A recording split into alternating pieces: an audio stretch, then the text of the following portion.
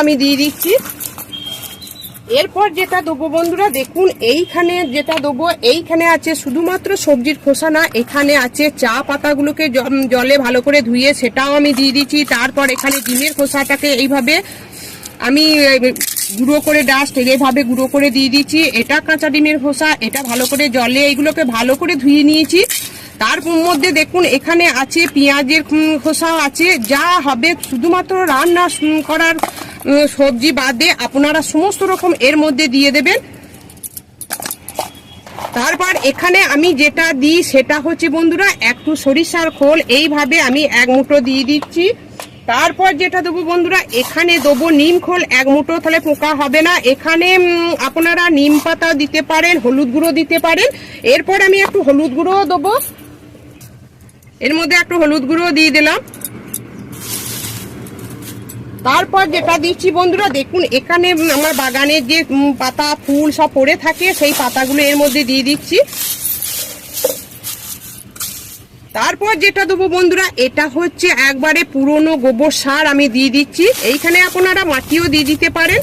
আমি এইভাবে এটাকে একটা দুর্দান্ত কম্পোস্ট তৈরি করছি, যাতে আমাকে পুনরায় কোনো কিছু না মিশিয়ে গাছ বসাতে যাতে না হয়, সেইভাবেই করছি।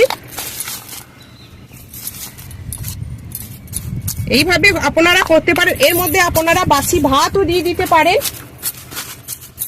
তারপর এর মধ্যে আমি একটু মাটি, বাগানের মাটি দেবো। বন্ধুরা আমি যেটা বলবো যে শীতের সময় আপনারা বেশি বেশি করে গাছের জন্য এই খাবারটা তৈরি করে রাখুন, কারণ গ্রীষ্মেতে এইরকম সবজির খোসা অত পাওয়া যায় না। বাজারে গিয়ে দেখবেন যে প্রচুর পরিমাণে দেখবেন সবজির খোসা যে যারা বিক্রি করে তাদের কাছে কপি টপি থেকে নানা রকম পড়ে থাকে, সেখান থেকেও আপনারা নিয়ে আসতে পারেন।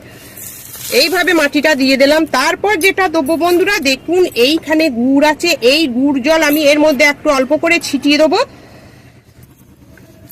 এটাকে ভালো করে একটু হুলিয়ে নেবো। এইখানে আপনারা টক দই দিতে পারেন, ভাতের মাছ দিতে পারেন। তাড়াতাড়ি এটা কি হবে, ডিকম্পোজ হয়ে যাবে। তারপর এটা 2-3 দিন অন্তর অন্তর আপনারা উল্টি পাল্টিয়ে দেবেন।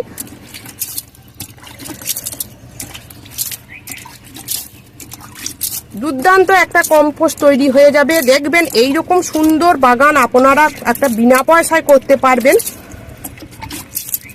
আর এটাকে আমি ঢাকা দিয়ে এইভাবে রেখে দেবো।